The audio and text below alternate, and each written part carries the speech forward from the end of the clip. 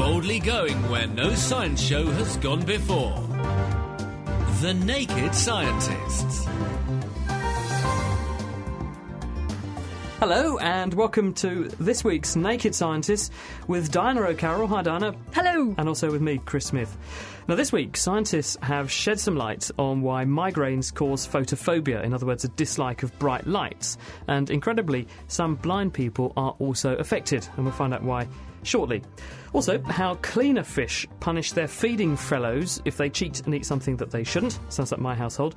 And also, how researchers have found a way to repair a defective enzyme that normally protects people from heart attacks, but it also helps them to break down alcohol. So Friday nights for them are very, very cheap at the moment, could become more expensive. That's all on the way. Diana. And also this week we're looking at the science of sound and specifically how we respond to it. We'll hear how genes are linked to the development of the hair cells in the ear that turn sound waves into brain waves, how brains of deaf people decode sign language, how our ears fool us into hearing things that aren't there, and how clever computer systems can now help to make sure that station announcements that used to sound like this Pure systems with phase 5 and 6 are said to be very rare, but waste can end up sounding like this. Pure systems with phase 5 and 6 are said to be very rare, but waste plenty occurs in English when we use score, as in 4 score and 7. Sounds good to me. Well, that's all on the way. If you have any questions or comments for us, then do get in touch. You can email chris@thenakedscientist.com, or you can, of course, Twitter at us. It's at Naked Scientists. The Naked Scientists podcast, powered by UK Fast, the UK's best hosting provider. On the web at ukfast.net. And now it's time for the news flash with the Naked Scientists with Chris Smith and me, Diana O'Carroll. So Chris, what have you got for us? Well, this week, scientists have discovered why light makes migraines become a lot worse. And actually, the key to this breakthrough was the discovery that people who are blind also get their headache aggravated by exposure to bright lights. This is the work of Rodrigo Noceda and his colleagues. They're based at the Beth Israel Deaconess Medical Center in the US. And they began by asking 20 blind people who experienced migraines whether they got more light sensitive or they didn't have a problem with light when they actually had their headaches. And surprisingly, some of these blind people did report getting a worsening of their headache when they were having a migraine and exposed to bright lights. And the interesting thing was, when they looked at who those people were, they found that they were individuals with a form of blindness which is like retinitis pigmentosa. So in other words, acquired forms of blindness where the rods and cones that turn light into brain waves that the brain can understand, they degenerate, but the retina is otherwise left intact.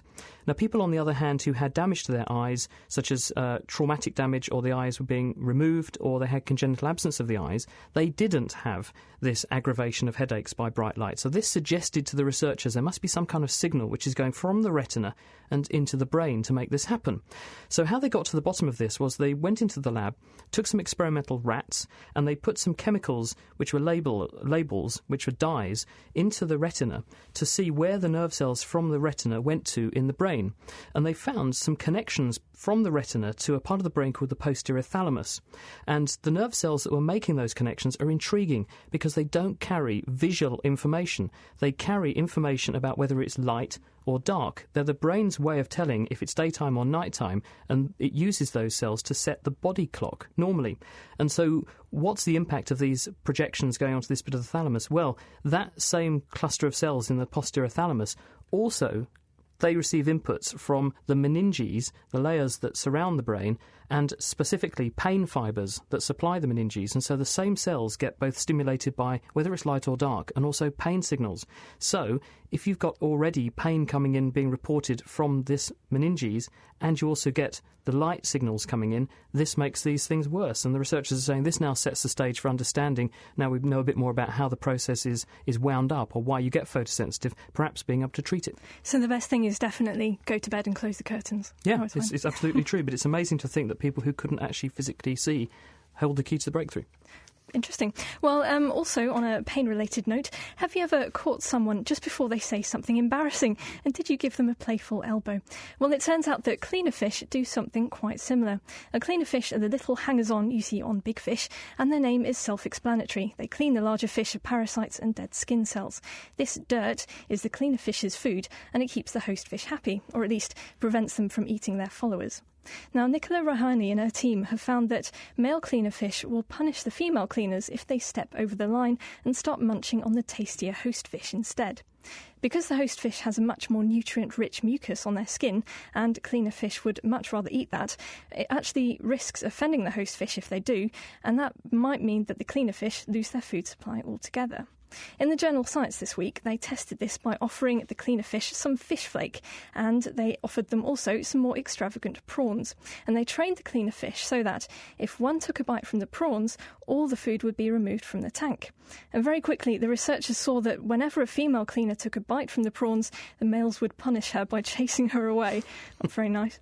And afterwards, the females were much less likely to give in to their prawny temptation again. Now, I'm not sure what it says about male-female relationships. I know I get a telling off if I reach for the chocolate, but perhaps I'm offending the god of female good figures or something. But Rahani said that the males are actually less well-behaved than the females a lot of the time, but perhaps part of the reason the males are so likely to cheat is that the females never punish the males. I don't know why there's that sexual difference.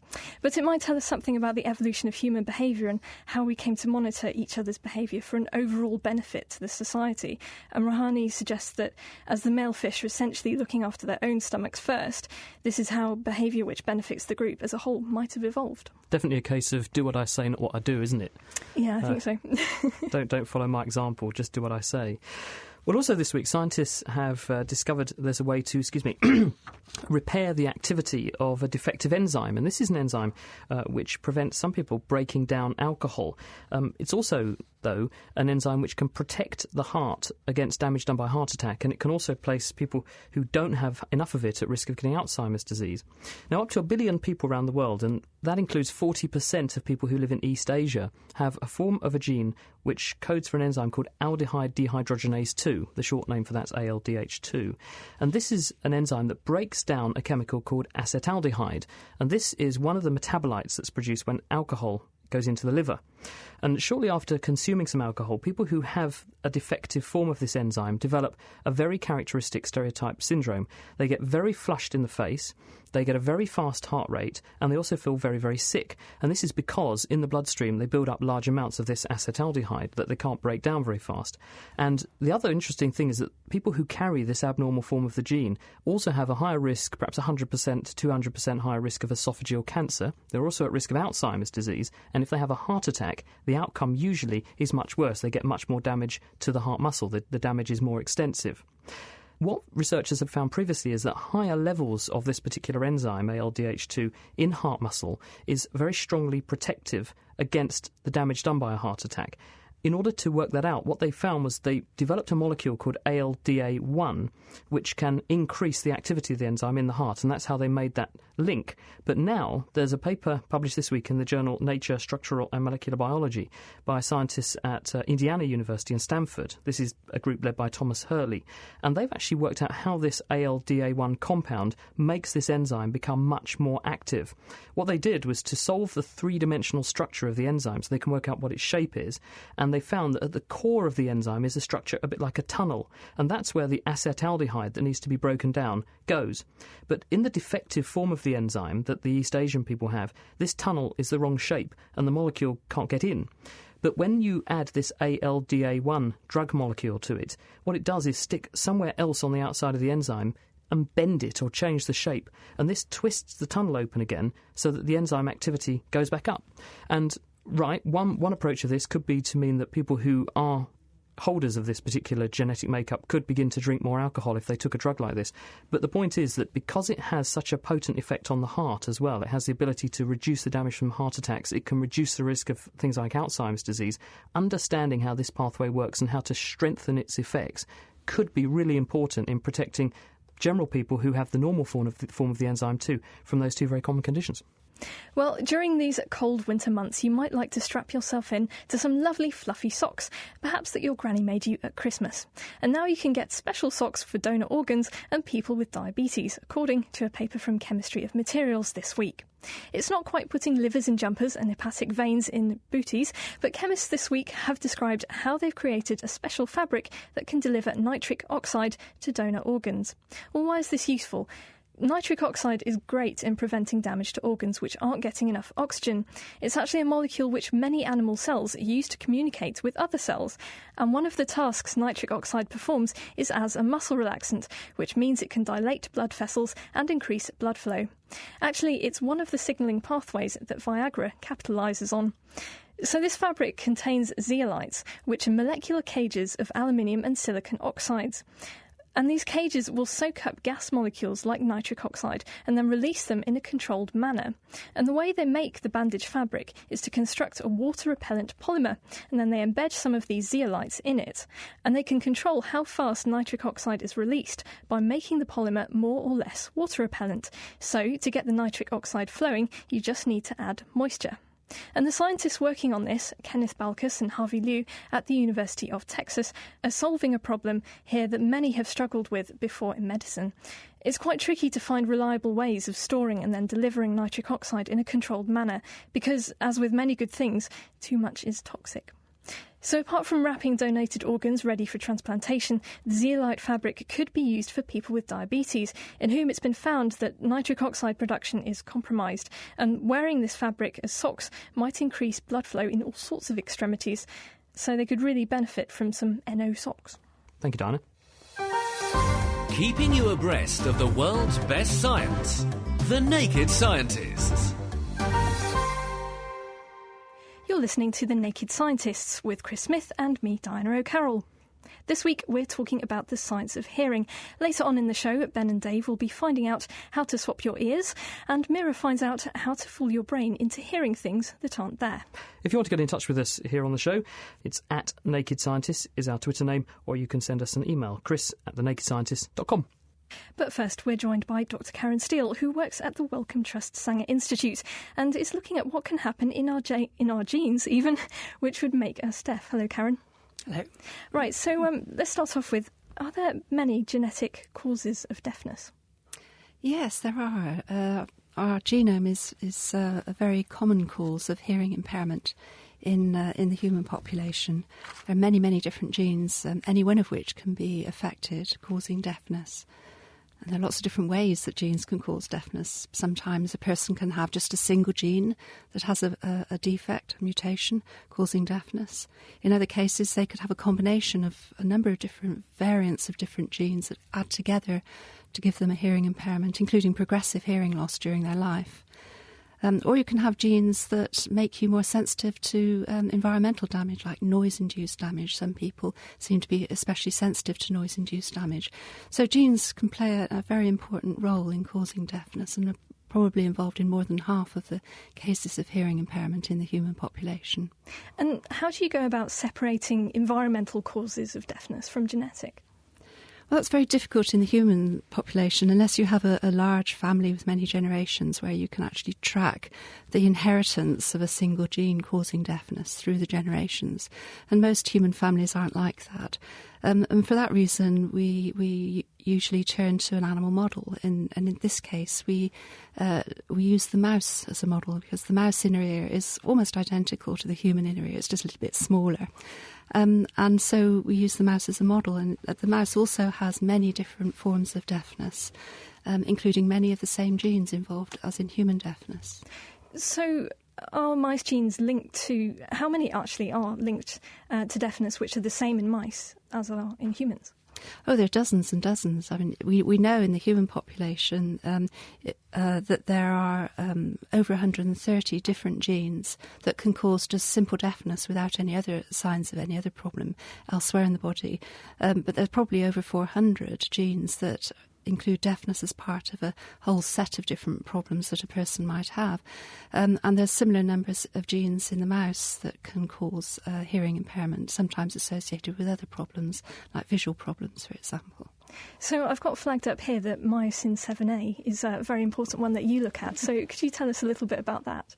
Right, myosin 7A was an important gene. It was the first gene that was identified to be associated with deafness, and myself and colleagues in London at the time identified it first of all in the mouse. The great advantage of using the mouse in this case is that you need lots of offspring in order to study the inheritance of the gene, of the mutant gene.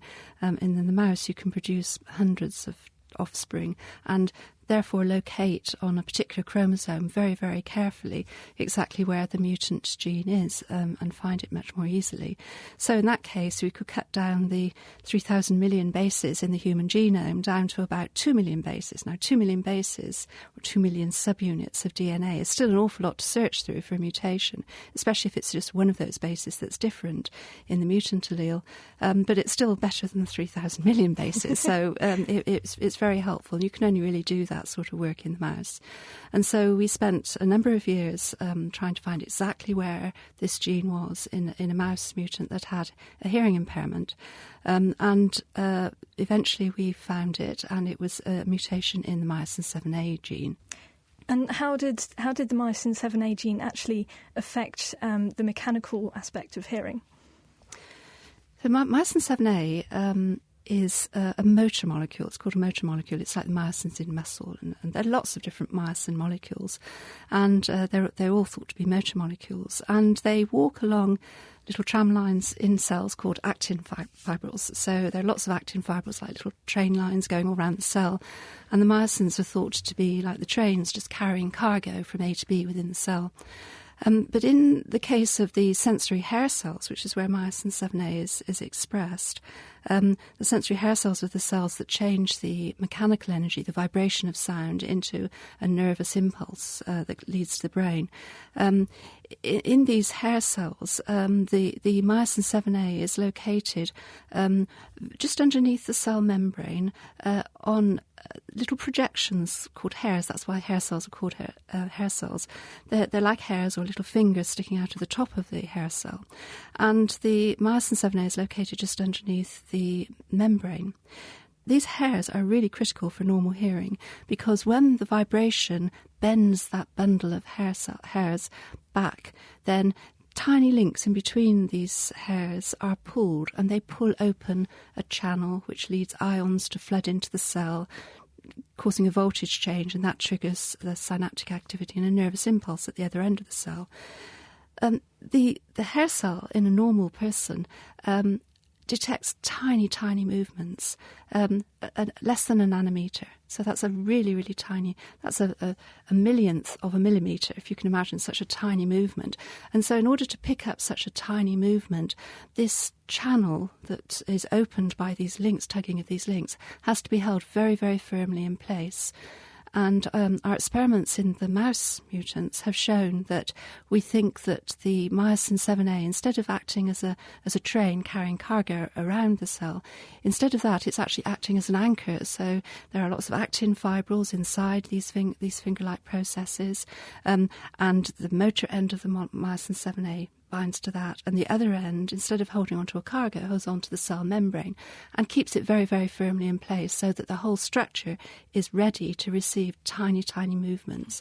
And if that molecule's not there, then the membrane just is very floppy, and so it's very, very much more difficult to open that channel by tugging at it, because you just pull at the membrane rather than just pulling at the channel itself. I see, and is it only myosin 7A that does that? Are there any other? There probably are other molecules. We know that there are lots and lots of other molecules involved in normal hearing processes, but we really have great difficulty in finding these, and genetics is a way, it's a tool for finding those genes and those molecules and finding out more about the molecular basis of normal hearing function. And the key thing about myosin 7A, if I could also say this, is that we found it first in the mouse, and then we got in contact with our colleagues who work on human deafness, and they very, very quickly, having a candidate gene, were able to find that there were mutations in human families with Usher syndrome. And Usher syndrome is a tragic disease where children are born deaf. They have a balance problem, which means they develop their motor function late. They learn to walk late in life. And then by the time they're about 10, they start to lose their vision as well through retinitis pigmentosa or degeneration of the retina. So it's a very sad disease for children to have, and it's very sad for the whole family. And we were able to find those mutations and find the cause for a large proportion of the cases of Usher syndrome in the human population. And that was very, very useful for the families involved who really wanted to know what the problem was. So now that we have these genes, what does that mean next for deaf people? Does it mean we might find a solution to deafness in the end? Is that even possible? That's a very interesting question.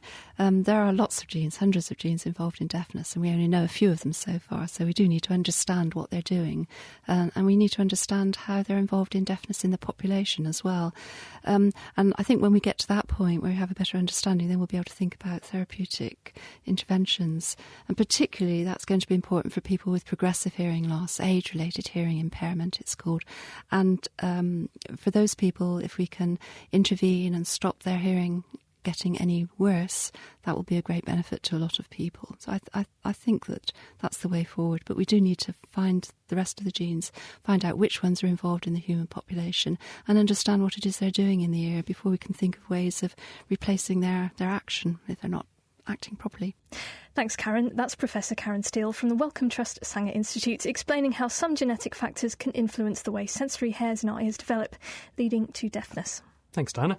Now, in the past, buildings weren't necessarily designed with the acoustics in mind, which means if you take old structures like railway stations or concert halls and then you put in a fancy new electronic PA system, the results can be quite poor quality sound at best, or maybe even unintelligible echoes at worst.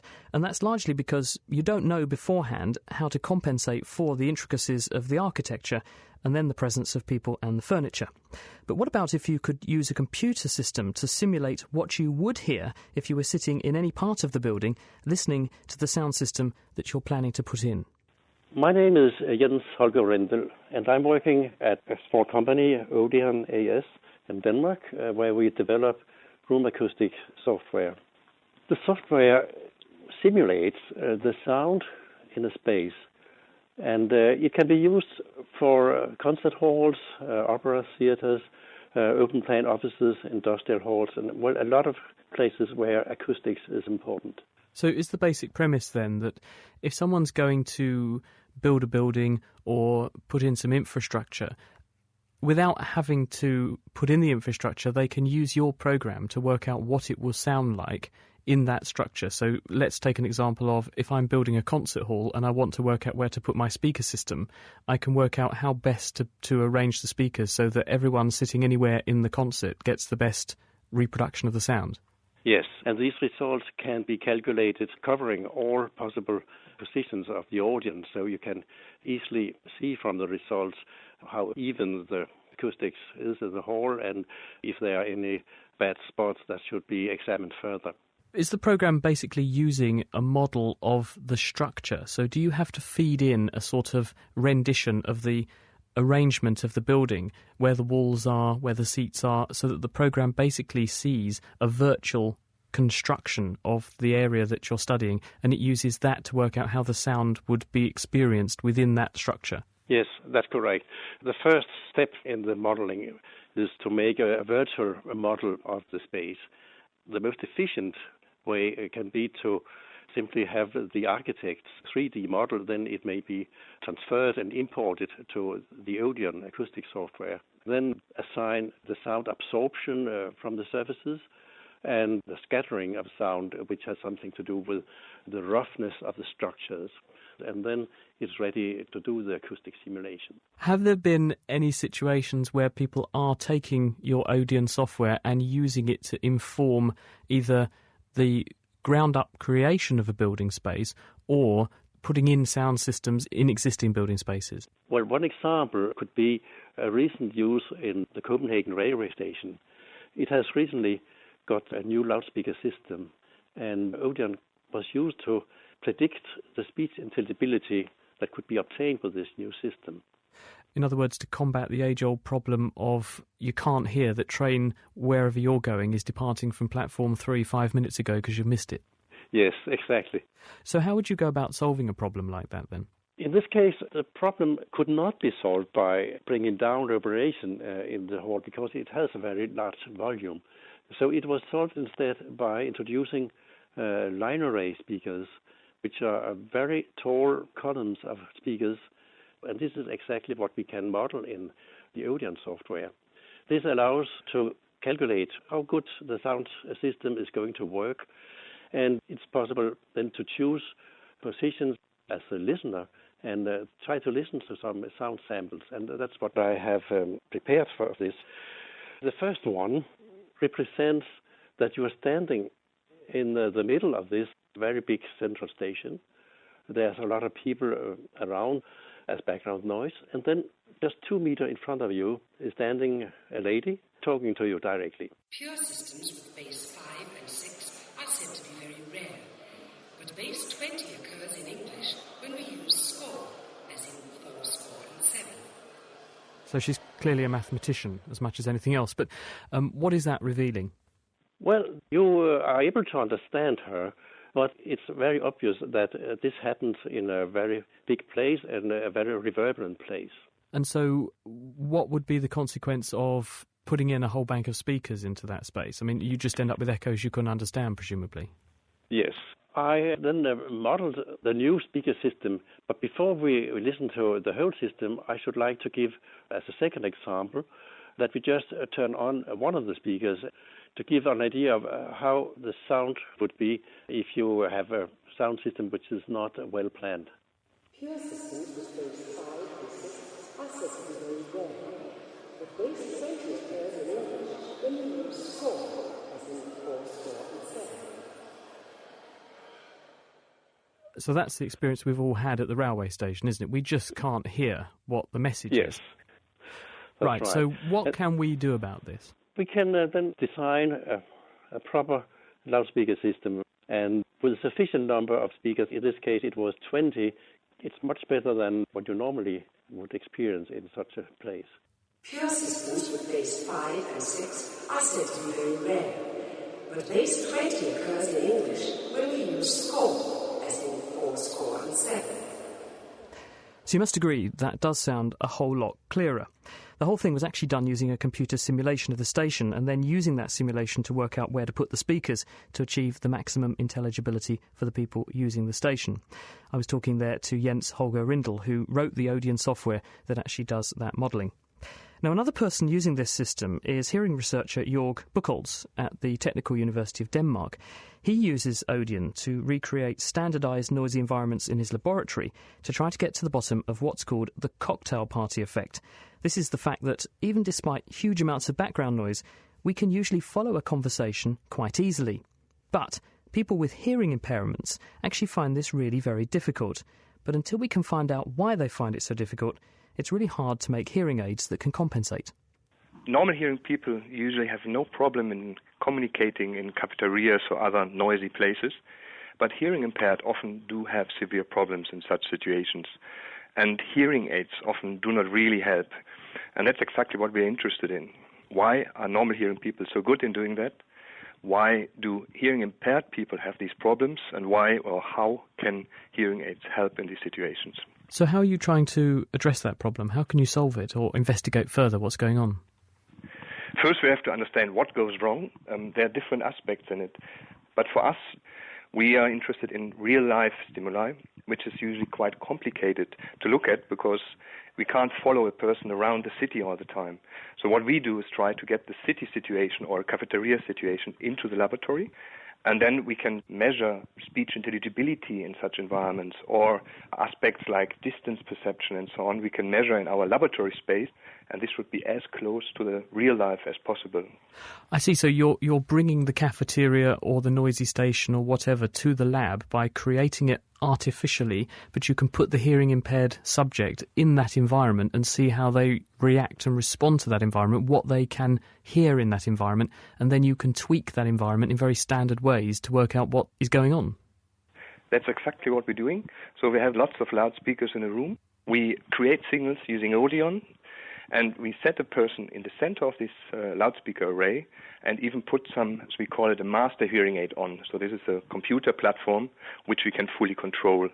So we have the entire system. We can basically control the acoustic environment, the sound sources in there, but also the signal processing in the hearing aid that the subject is listening through in that environment. And presumably what that will enable you to do is to then work out what aspects of the acoustic environment are bad for a standard hearing aid or bad for a hearing impaired person, and work out how to adjust the hearing aid's function to compensate so the person hears better. It's exactly what we do. For example, early reflections in a room are very, very dominant, and in many cases people consider this as disturbing, but actually for speech it helps. And hearing aids often destroy these early reflections, which might not be the most good thing to do. Is that a discovery you've only just made? So that hasn't actually filtered down into the hearing aid market yet, effectively? Is that something that has yet to break in and be implemented? Hearing aid companies try these things, but I think it is now the time when we have this transition where we basically try to go from the simple laboratory into a more realistic environment, because there's a difference in how hearing impaired people with hearing aids perform in laboratory, so how we fit, like the audiologists fit hearing aids, and how they then are used in the real life. And this gap has to be bridged somehow. And that's what now we do. So we have the environments, the loudspeaker-based environments, the simulation software and so on, so that we now can do these things, and hearing aid industry is picking up on that right now. That was Jörg Buchholz, who is creating, or recreating even, the noisy cafe environment in his laboratory to try to understand how to build better hearing aids. Lifting the lab coat on the world's best science. The Naked Scientists. You're listening to The Naked Scientists with Chris Smith and Diana O'Carroll. If you would like to contact us through Twitter, it's @NakedScientists, or you can send an email the old-fashioned way to chris@thenakedscientist.com. This week we're talking all about the science of hearing and sound. But hearing isn't just down to your ears. The brain plays a crucial role. And in just a second we'll be joining Mira to find out how the brain can actually hear sounds that aren't actually there. Auditory illusions, in other words. But now we're joined by Dr Mairead McSweeney, who's from the Institute of Cognitive Science at University College London. That's where she works on looking at how a deaf person's brain deals with language, whether that's sign language or lip reading or reading from text. And she's with us now. Hello, Mairead. Hello. Welcome to The Naked Scientist. Thank you. Tell us a little bit about the deaf person's brain. How does it differ or not from someone who is normally hearing? Well, to date, only a few studies have actually been done to look at the structure of deaf people's brains.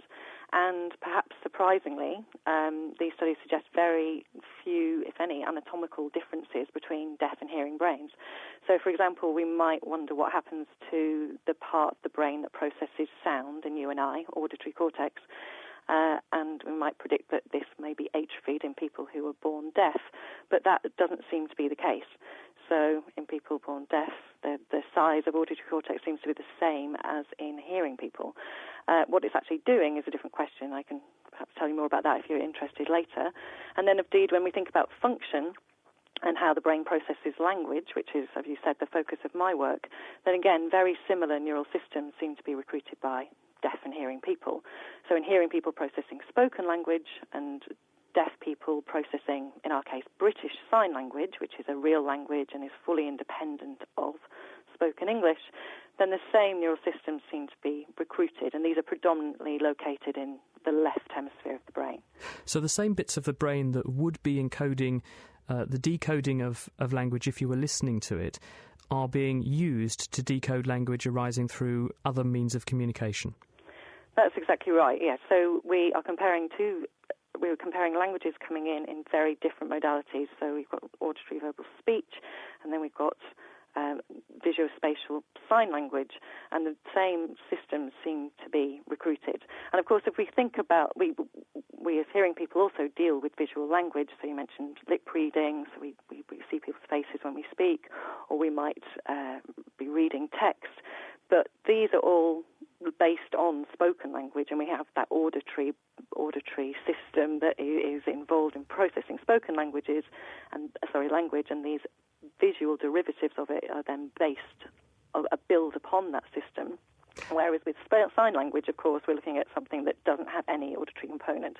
So the fact that the same systems are used for spoken language and sign language is very interesting, and tells us that there's something what the brain is doing is saying there's something important about language that's recruiting these regions in the left hemisphere. I was just going to say, how does the brain know this is language and I have to present this information to this other bit of the brain whose job it is to decode language and then parcel it out to the other bits of the brain that then do other aspects of linguistic processing, working out what the verbs mean, what the nouns mean, what colours mean, and so on? Well, that's the big question that we're working on, really. So it's one thing for us to say that this system in the left hemisphere involving certain parts of the brain that have been identified for a long time, Broca's area and Wernicke's area, as being involved in language processing. That it's one thing for us to say that these are also involved in sign language, but it's the next step for our research is really, well, what is it about language and the structure of language that is important for these regions?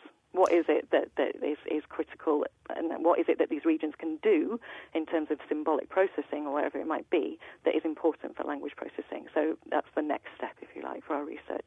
And you're doing this with brain scanning, so you put people with a hearing impairment of presumably different lengths of time, people who've been born deaf versus people who have acquired forms of deafness, who have learned alternative means of communication, and you look at how their brains respond to different stimuli.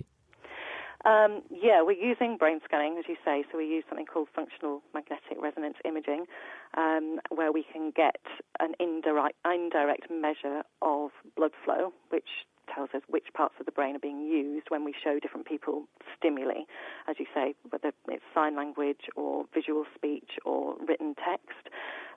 Actually, we don't do what you say. We haven't yet done what you said, which is comparing people who are born deaf with people who become deaf later in life.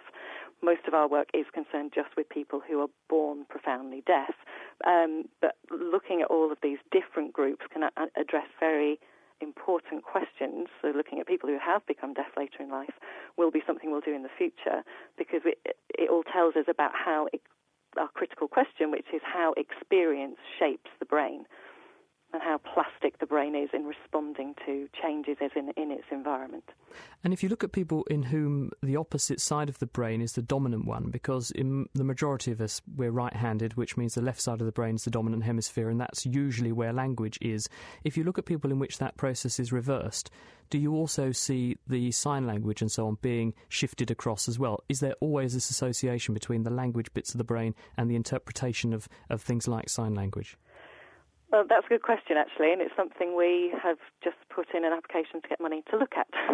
So actually looking at sign language processing in deaf people in this way, there's maybe 20 studies that have been published in this area, and so all have focused on people who are right-handed. So we want to be have consistency across the people that we're looking at.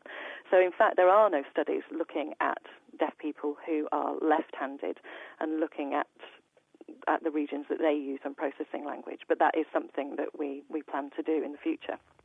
Brilliant. Well, good luck with it, Mairead, and do join us when you do discover how it is that the brain manages to parcel out these different bits of information and know that they're all about communication and therefore to put them into the right brain area. Will do. Great to have you on the programme. That's Mairead McSweeney, who is from UCL, University College London, explaining how a deaf person's brain can process sign language in a very similar way to how a hearing person's brain processes normal spoken language. Diana. Now, have you ever listened to a piece of music or speech and not heard the same thing as the other people around you? Or others around you have understood a sound when all you've heard is noise? It's definitely happened to me. And have you ever noticed that when you first walk into a busy pub or bar, you struggle to hear the person you're with, yet after a few minutes you can hear that person clearly? Well, these changes and differences in our hearing all fit into the field of auditory illusions. And this week, Mira Senthillingham met up with Dr. Bob Carlyon from the Medical Research Council's Cognition and Brain Sciences Unit to find out how our hearing can create illusions. Well, I think a sort of simple way of thinking about how we process sound is that The brain's a bit like a tape recorder, so we start off hearing a sound from the beginning, go through to the end, and we pretty much get a veridical representation of what's going on. But a lot of the time, the sound coming to us is ambiguous because the sound is often obscured by other sounds or affected by context. That sometimes we can hear two sounds which are physically identically the same, but perceive them as being quite different from each other. So these are things then that we hear in our everyday lives, really, then that count as these illusions? That's right, and sometimes we find that simply knowing what we're listening to can actually affect whether we hear something accurately or indeed at all. We can sometimes find that the percept of a sound will change over time, and sometimes we find that bits of a sound are missing because there are other people talking or people clattering in the background or a plumber banging on a radiator, and we find that the brain is capable of filling in this missing information. We're going to look at a couple of examples of these illusions now, and the first one we're kicking off with is one that I actually helped you make earlier in the week. That's right, yeah. So Mira sent me a recording of her saying a very important question, which I think faces us all today. And what we've done is we've processed this in a way which severely distorts it. So we'd just like to play this to you and see if you can figure out what Mira is saying. So this is actually speech which has been processed in a way which simulates the information available to a deaf patient with a cochlear implant. But of course, in everyday life, we hear lots of other types of distortions. For example, if you're trying to listen to a platform announcement at a railway station in the United Kingdom, you'll be aware that there's often huge amounts of reverberation and distortion, which makes sounds really hard to listen to. And quite often, even if you get 2 or 3 or 4 chances to hear it, you don't really do any better at picking up what's being said. So if we now play you the sound which has not been distorted in Mira's original form. Are the naked scientists really naked? OK, and then so having listened to the real version, can we listen to the distorted one again? Absolutely. And I bet most of our listeners now must be actually understanding what I said in the first place. And I just need to answer that no, the naked scientists aren't naked, but I thought that was a good way to get the question answered out there. So distorted speech, what does this really tell you about the way we hear things? The distorted signal which was reaching your ears, because the information was greatly degraded, could in fact correspond to one of a number of different utterances. And so it's quite hard for the brain to map it onto all of these individual utterances and to try and decide which is the correct one. But once you've got the right information, you're just doing a simple one-to-one mapping. This kind of thing, it could not even matter how many times you hear it. It's really just a knowledge of what it says beforehand that can really help you to understand it. That's right, yeah. I think what's quite interesting is that when you do that, it's not that you hear the sound and then tens of seconds later you figure out what it must have been. The percept really does just pop out at you as something like a true percept, and it's then quite hard to imagine how you ever failed to understand what was being said in the first place. And why do you think our hearing works like this? Well, it's simply because the information with which we're presented with is often highly ambiguous and distorted.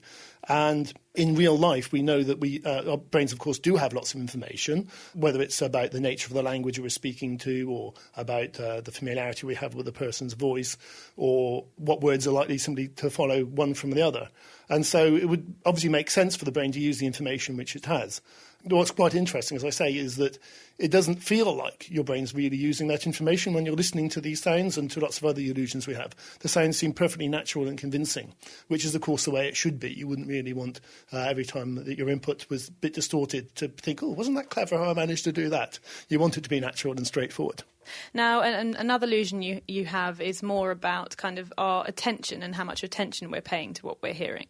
That's right, yes. So there's an interesting sequence of sounds which is often used to study how we perceive melodies in music or how we organise things sequentially, for example, tracking one person's voice in the presence of another. And the sequence is actually quite simple. It's just a repeating sequence of tones of frequencies A and B, and they go in this sort of little galloping rhythm or repeating rhythm, A, B, A, A, B, A. But what we find is that for most people, if you listen to that sequence repeating over and over again for a few seconds, you lose the galloping percept, and it sort of splits into 2 streams, each of which sounds a little bit like Morse code.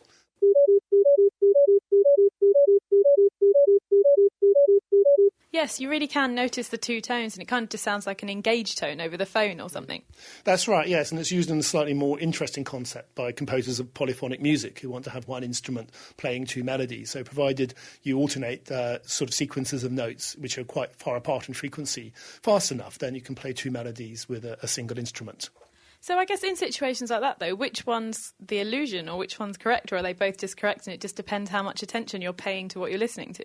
Well, it certainly depends on how much attention you're paying, because what we've shown is that if you divert somebody's attention for the first part of a longish sequence, either by playing another sound or giving them something to look at, or even asking them to count backwards in threes, then what we find is that when they start paying attention to the sounds again, it's like they'd just started. In other words, they would hear the galloping rhythm, even though the sequence has been on for some length of time. OK, so Bob, you've used all of these kind of samples of different illusions and experimented with quite a number of people. Mm-hmm. So what can you actually take away from this now, and what have you learnt about human hearing? Well, I think there's a few points. I think one of them is that the brain can use its top-down knowledge about the world and about what we're saying to affect what we hear and to deal with missing information, such as when sounds are momentarily masked. We can use the way we attend to sounds to affect the way in which we hear them. And we can even use sounds which are later on in a sequence to affect the way in which we perceive sounds occurring earlier on. In many automatic speech recognition algorithms, such as you might hear when you're on the phone to your bank, these systems don't use that information, and we know that they're notoriously susceptible to interfering noise or different accents. So despite all those technological advantages, we're much better than even the best computer programs. Glad to hear that it will be many years yet before the machines take over. That was Dr. Bob Carlyon, and if you heard me say otherwise before the interview, then it was an auditory illusion. And he's from the MRC's Cognition and Brain Sciences unit, explaining to Mira St-Thillingham why the sounds we hear can differ and appear to be illusions. Laying the facts bare. I say. The Naked Scientists. This is The Naked Scientists with Chris Smith and with Diana O'Carroll. We're talking about the science of sound and hearing this week and how we experience it. If you'd like to contact us through Twitter, it's @NakedScientists, and you can also send us an email, chris@thenakedscientists.com. Diana. And now it's time for our kitchen science. We've already heard how the brain can create audio illusions, but Ben and Dave have been fooling their ears in another way by swapping them around. For the very first kitchen science of 2010, Dave has got me looking like an absolute pillock. Dave, what is this headgear? What I've got here is two short lengths of hose pipe, one going from your right ear to above your left ear, and one going from your left ear to above your right ear, and then a couple of funnels sticking in the ends of each of those two pieces of hose pipe. Well, this sort of reminds me of one of those ear trumpets that you see usually in cartoons. It's usually really old people who need them to hear things. Yeah, it's basically two ear trumpets swapping your two ears over. OK, well, at the moment they're just resting on my shoulders, but by the sounds of it, you want me to put these in my ears? You don't stuff them right the way in, but just hold the ends of the tubes over each ear.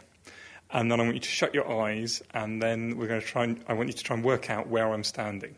OK, so I'll just pop these in my ears. Now, straight away, I can hear sort of what sounds like the sea, or the noise that people think is the sea when they listen to a shell. What's going on there?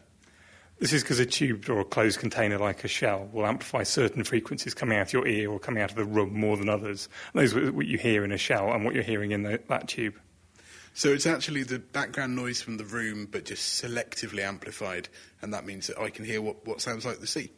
That's right. Now I want you to shut your eyes, and I'm going to walk around the room, and I'm going to talk, and you try and work out where I am. OK, so I have my eyes shut. Now, just to give you an idea what Ben's hearing, we've got a couple of small microphones, and we're going to put them in the place of Ben's ears in the tubes. Where do I sound like I am, Ben? You sound like you're standing on my right. That's entirely wrong. I'm actually standing on your left-hand side. I'll go over the other side. And now? And now it sounds like you've moved over towards the left. And now? A little bit further towards the left, I think. Can I open my eyes yet? OK, now you can open your eyes. So, clearly, the way that this setup works, it was confusing my ears. I thought the sound was coming from one way when it actually came from another. But what's that useful for, other than making me sound a bit stupid? It helps explain one of the ways your brain uses to identify where a sound is coming from. When I'm talking to you, the sound is travelling out from my mouth at about 330 metres per second. Therefore, if I'm on your right-hand side, then it's going to reach your right ear slightly before your left ear, and your brain is quick enough to detect that difference in time, and therefore I'm probably on your right-hand side. So it shows a good way that our ears communicate with our brain. But once you told me that I was wrong, I found that really confusing? Was my brain trying to adapt, trying to make sense of it? Your brain tends to tune a lot of your senses by using visual feedback. So it tends to tune where the end of your finger is by looking at it and knowing where it is. And therefore, you can actually entirely confuse your brain by giving it a different image of where your hand is and things like that. And so your brain is probably attempting to tune the direction sounds are coming from. If it can see someone talking over to the right, then it guesses that they're probably the person making the noise. Therefore, it generally tries to tune its direction sensing sense. And therefore, your direction sensing sense is getting all sorts of contradictory feedback and getting completely confused. OK, well, I can see how you can confuse your brain like this, but this is a very, very simple setup. It's literally 2 bits of hosepipe and some funnels. Is it really good enough? How does it work? Well, the funnels are quite good at collecting a lot of sound and running it down a fairly small pipe. And the 2 pipes are exactly the same length. So if the sound gets to the left funnel first, it's going to get to your right ear first. And if it gets to the right funnel first, it's going to get to your left ear first. So it's a bit like swapping your 2 ears over, so it swaps which direction you think things are coming in from. But it can't be exactly like swapping my 2 ears over because, well, for a start, the distance between the funnels is wider than my own head. And then, of course, it's got to be funneled down some plastic, which surely must mean that the sound takes a little bit longer to get to me. Yes, the sound will take longer to get to your ears, but your brain doesn't really care when the sound started for the direction. It's just a difference between your 2 ears. And the 2 funnels are actually further apart from one another than your normal ears, so you probably get like a super directional ability. In fact, in the 1930s, various militaries, particularly the Japanese, who didn't have radar, wanted ways of detecting where aeroplanes were. And they had like huge ear trumpets quite a long way apart. And they'd have someone sitting at the end of these ear trumpets listening for planes. And then just using their sense of direction, they would attempt to point these ear trumpets directly at the planes. They'd know where they are and be able to direct fighters at them. So because they're a bit further apart, the time difference between reaching one ear and the next one, regardless of whether it's the right ear or the wrong ear, is actually what the brain uses to work out where things are. And this means that even though I looked stupid and had things the wrong way round, my sense of directional hearing was actually much better. Or certainly more definite. You might not have quite the directions right to be a bit confused, but definitely a lot more definite. Fantastic. So you may look a pillock, but if you want to try this out, you can swap around your own ears using some bits of tube and a couple of funnels, and we'll be back with more experiments next week. Ben was talking rubbish. He looked lovely. So using a pair of homemade ear trumpets and crossing them over above your head, you can effectively swap your ears around and mess with your sense of direction. We'll put stereo clips online of this so you can get a real idea of how it sounds at thenakedscientist.com/kitchen science. And Dave will be live in the studio next week with another experiment. If you want to join in, all you need is a glass of fizzy drink and a handful of raisins. Now I've got a question here for Mairead, and it's from Gerardo Garzon on Facebook, and he says, I've got a question about deaf people. How do they think? I mean, how do they make their ideas in their minds? For example, his native language is Spanish, so most of his thoughts are made in that language. What's your answer? Yeah, so just as he thinks in Spanish and I think in English, so if you're a native user of British Sign Language, you would think in British Sign Language. So then the question really is, well, what's the nature of that thought? What's it like? And so it can be visual or it could be manual, so motoric. And so we can use different methods in the lab to try and get at that question. By using different interference techniques. And so it seems to be a bit of both, to be the answer. So there seems to be more weight towards a motor representation that people use in their minds when they're thinking in sign language. So they would literally see themselves doing the thing rather than think it through talking to themselves doing it, like I might, for example? Well, not necessarily. No, that would be a visual. But yeah, that would be visual. Or there's more weight towards the motoric representation. Would be more like feeling themselves do it. It's just like you hear yourself speak, if you like. So you have a motor representation of the movement. Would be the type of representation that they might be bringing up when thinking. Chris, it's just like imagining eating chocolate in my head. I can sort of feel the sensations. Yeah. Indeed. Yeah, fascinating. Exactly. Thank you, Mairead. Okay. I've got a couple of questions now for Karen. Adam Tremmell says, what are the advantages of having, say, a cochlear implant versus a hearing aid? Generally, cochlear implants are usually used for people who have very severe or profound hearing impairment, where a hearing aid isn't really very much use to you because you don't have enough hearing left to amplify by the hearing aid, whereas hearing aids are used for a different group of people, a much larger population of people who have milder or moderate hearing impairment, where amplifying what they can hear is of benefit to them. And basically that's what a hearing aid does, it amplifies the sound. Because the cochlear implant, invented in Australia a little while back, wasn't it, is a series of electrodes that directly stimulate the nerves that connect the cochlea to the brain, whereas the hearing aid is relying on putting vibrations that are a bit bigger in to make the hair cells vibrate a bit more. That's right. The hearing aid doesn't do anything biologically to your inner ear, and your sensory hair cells are still there, doing the best they can. But the cochlear implant is actually placed inside your ear, so it involves surgery, and it's quite likely to damage the natural hearing ability that you might have, because it directly stimulates the nerve endings, as you said. Got a question from Peter in Godmanchester, who says, why is tinnitus often related to age-related conditions, and how could a low level of background noise actually trigger it?